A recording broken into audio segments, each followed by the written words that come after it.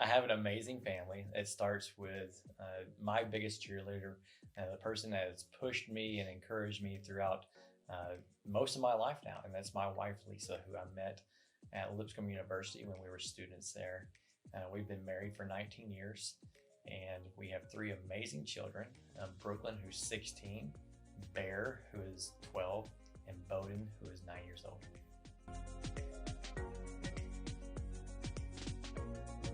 And one of the memories I think about as a student when I was here at York, and one of the things that sticks out to me that affirms how good our faculty and staff are with students is the experience that I had with faculty and staff.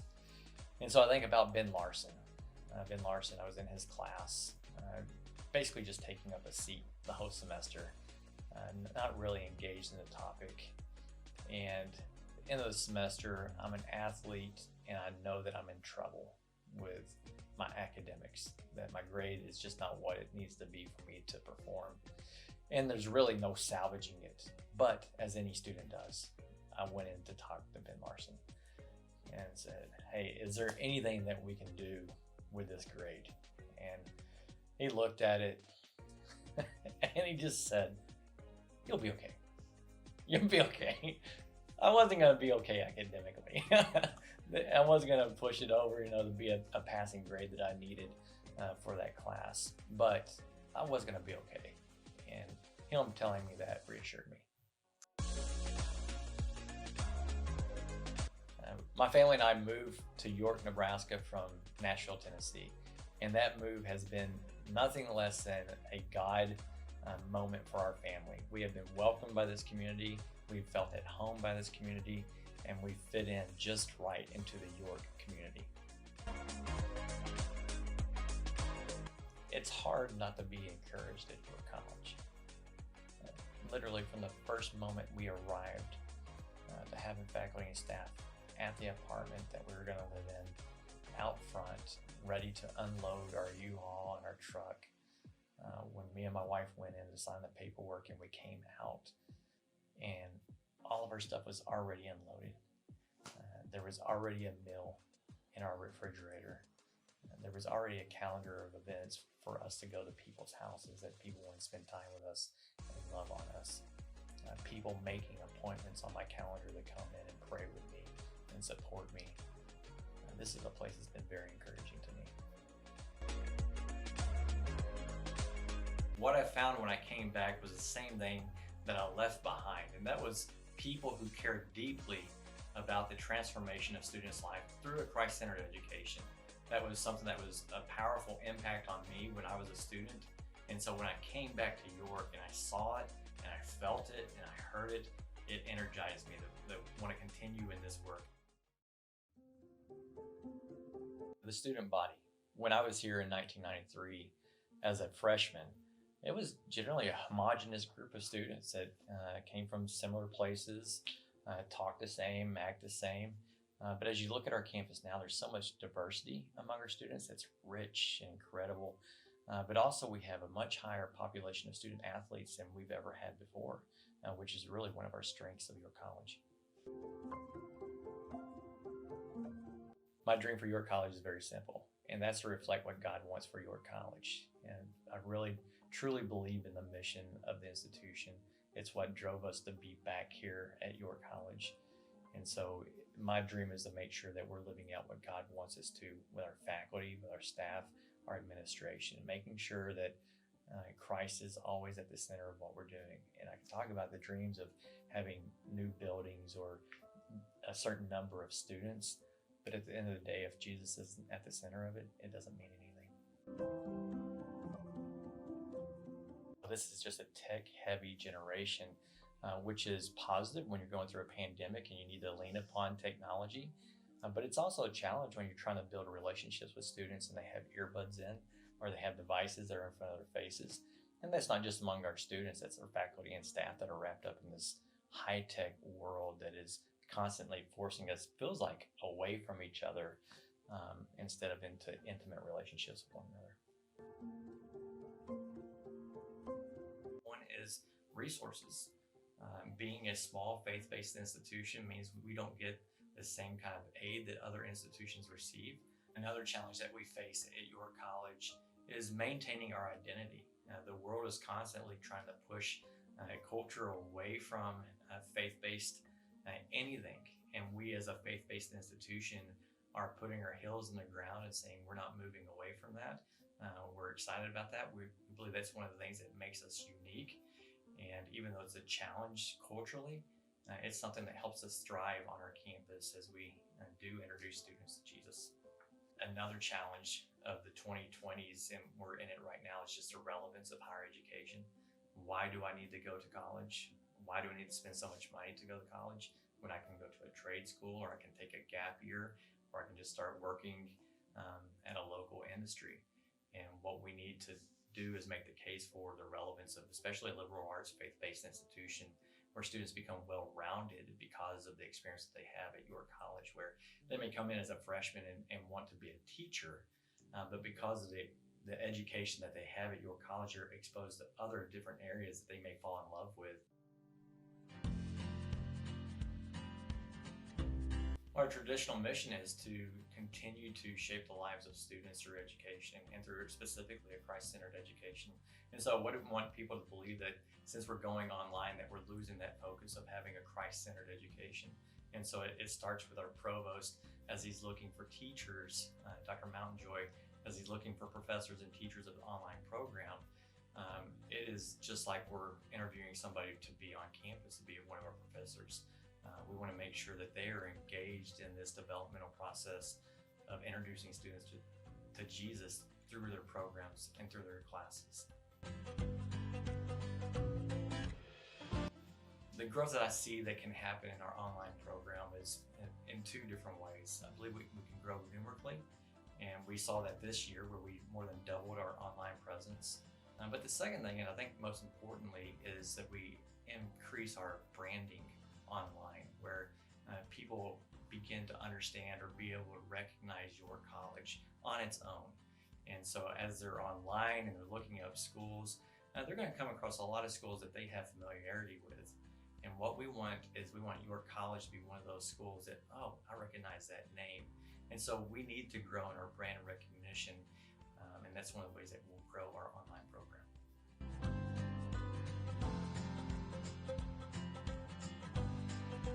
One of the ways that we continue to do that, or one of the many ways that we continue to do that, is making sure that we focus on providing students with Bible classes that teach them about Jesus, by continuing to have chapel, even though those look different during the time of COVID.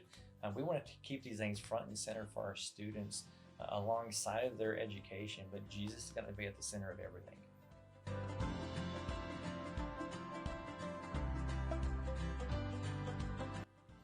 Being recognized as leaders in social mobility is an honor for your college. What we want is we want to make sure that our price doesn't limit any student from coming into your college. Not just coming to your college, but we don't want it to limit any student from coming and receiving a great education that prepares them for the future.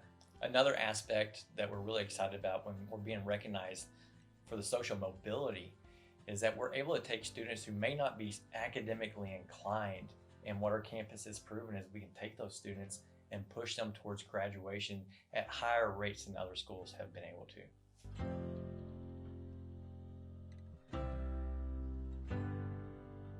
A value of York College is an appreciation for diversity.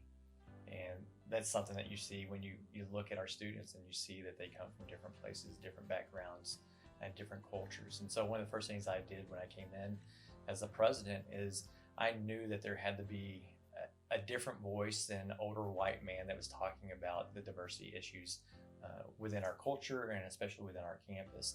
And so I created a program for our campus. It's called the Senior Advisors to the President for Diversity, so that they could help provide some structure for our campus as we walk through dialogue and have conversations about diversity, whether it's cultural diversity or religious diversity or political diversity. And the idea behind this program is not to tell students what to think, but instead to create a bridge for them to have conversations with people that may have a different point of view than they do. We can have civil conversations even if we disagree.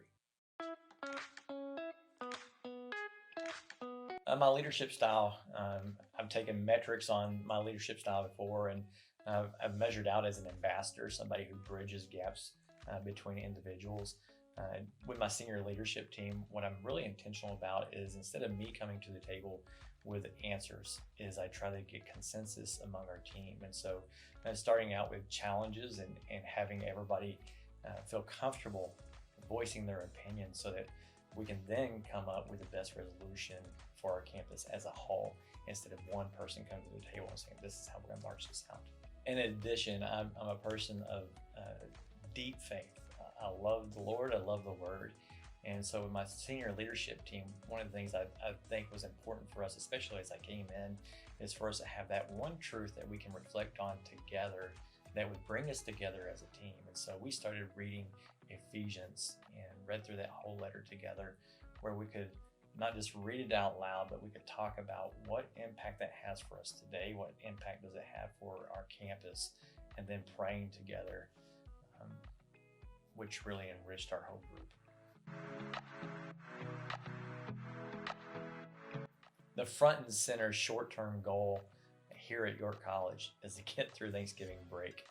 With COVID, we want to make sure that our students, our faculty, and staff stay safe, and that we're able to continue in-person meetings.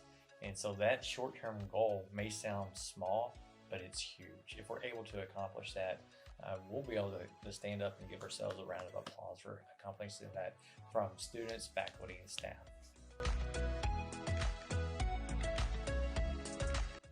One of my short-term personal goals as president of York College is to go out and harvest as many stories as I can about York College. And so far I've been intentional about going to Kansas City, Oklahoma City, Tulsa, Omaha, Lincoln, trying to get as many of these stories that students have, former students have, alumni have about York College, because that's going to help me build the story that I'm going to go out and I'm going to tell people that have never heard about York College before. Think about the alums of York College and those that I've met and sit down and talked to.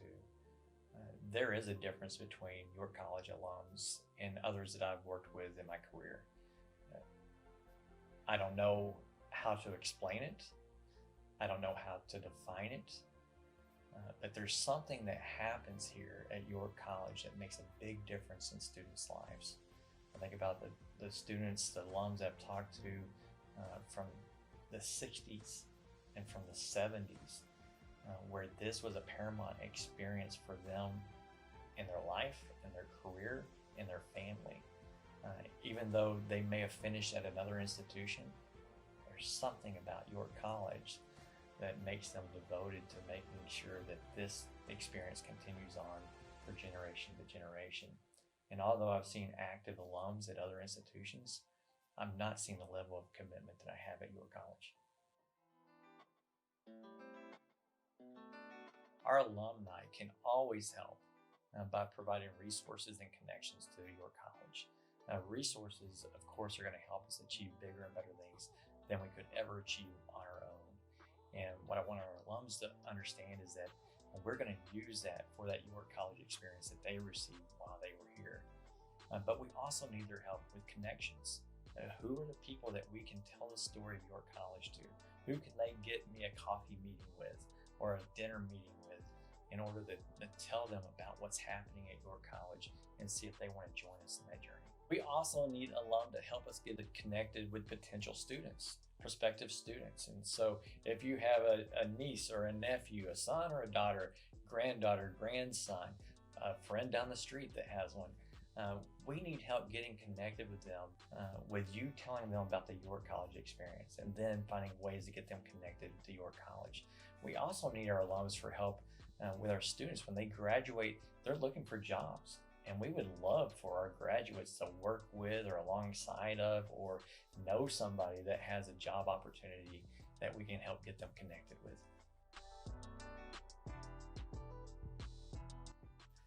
Now, York College is uniquely positioned to groom leaders for the church. And we're able to do that by providing students with opportunities, not just to grow in their faith, but they grow in their leadership abilities within the church. So we hope that we can partner along with the church in providing students who will eventually be preachers, worship leaders, elders, um, or leaders in any capacity that you'll see in local churches.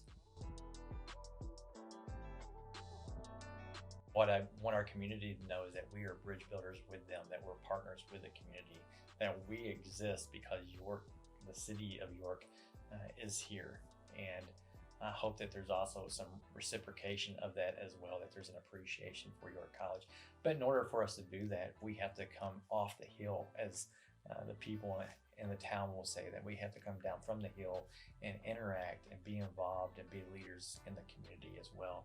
So they'll see us as good partners, not just here that we want to be partners.